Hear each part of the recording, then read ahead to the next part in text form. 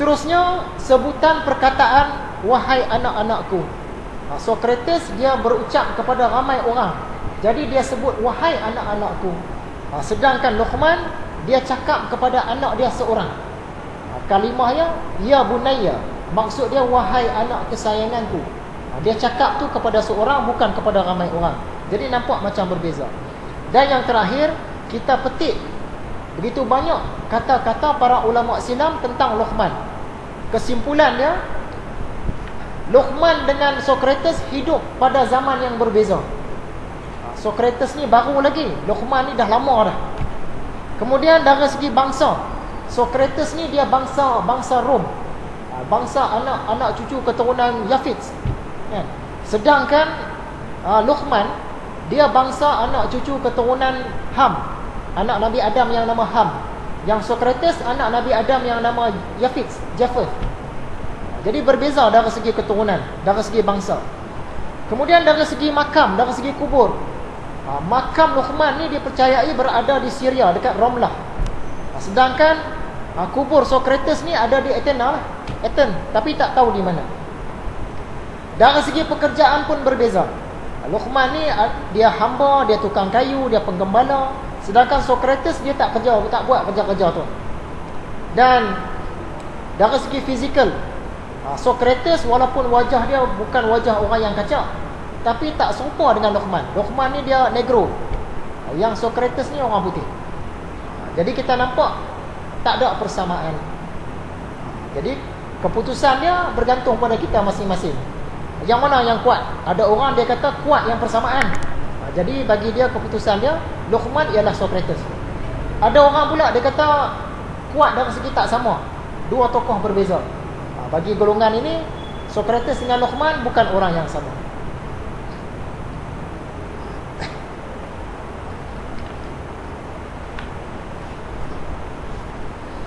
Masuklah kita pada pelajaran hari ini. Lama tu. Berbicara tentang ilmu kalam. Kata Imam Al-Ghazali muka surat 103, jadi ilmu kalam itu termasuk dalam jumlah usaha yang wajib secara kifayah untuk menjaga hati orang awam dari pengkhayalan ahli bid'ah. Jadi ilmu kalam ni ilmu apa?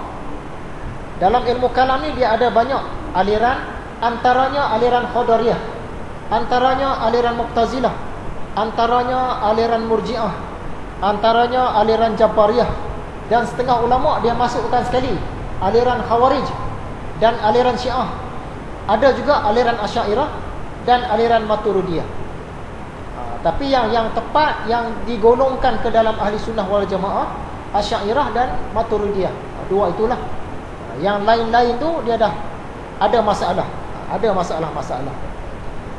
Golongan ilmu kalam ni dia banyak bicara tentang Tuhan. Jadi bagi Imam Al-Ghazali, ilmu kalam ni tak ada pun tak apa. Sebab pada zaman Rasulullah, pada zaman sahabat tak ada pun. Dan dia tak perlu. Tapi selepas itu, ilmu kalam ni dia melanda umat dunia Islam. Bila agama Islam tersebar luas, dia melanda dunia Islam. Menyebabkan yang fahaman yang salah-salah ni masuk. Atas dasar itu terpaksa diwujudkan ilmu kalam yang betul. Dari situlah lahirnya Maturidiyah dengan Asy'ariyah tu tadi. Kalau tak buat, alamat dia selama-lamanya lah umat Islam ni duk bergaul dengan ilmu kalam yang salah.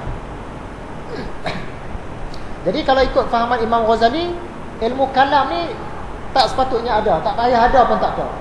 Tapi tuntutan zaman menyebabkan dia terpaksa ada, dan terpaksanya itu secara fardu kifayah. Dalam kitab Durrus Thamin, Durrus Thamin ni kitab Melayu lah, kitab kita lah, ada cerita tentang asal usul aliran Asy'ariyah. Zaman dahulu ada seorang tokoh yang bernama Abu Hasan Al-Asy'ari. Abu Hasan Asy'ari ni, dia ni memang ulama ilmu kalam dah, tapi dia ulama Mu'tazilah. Fahaman Mu'tazilah ni dia bergantung penuh pada akal fikiran. Sampailah satu ketika Imam Abu Hasan Asy'ari ni dia bermimpi jumpa Rasulullah. Dia jumpa 3 kali mimpi. Dalam mimpi dia tu, Rasulullah bagi tahu, kamu tolonglah perbetulkan akidah umat ni. 3 kali mimpi.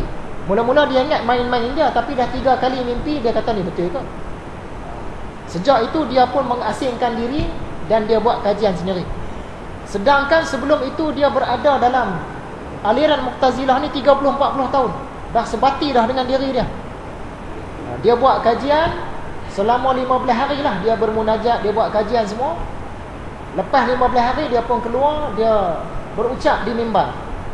Dia kata mulai hari ini aku tinggalkan fahaman Mu'tazilah.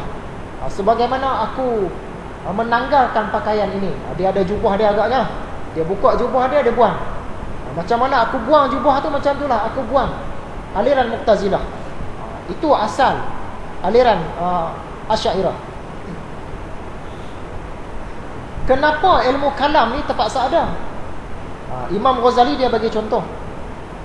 Orang Arab zaman dulu, kalau dia nak pergi menunaikan fardu haji, yang datang dari Lebanon, yang datang dari Syria, yang datang dari Yaman, mereka nak pergi menunaikan fardu haji, mereka terpaksa sewa pengawal.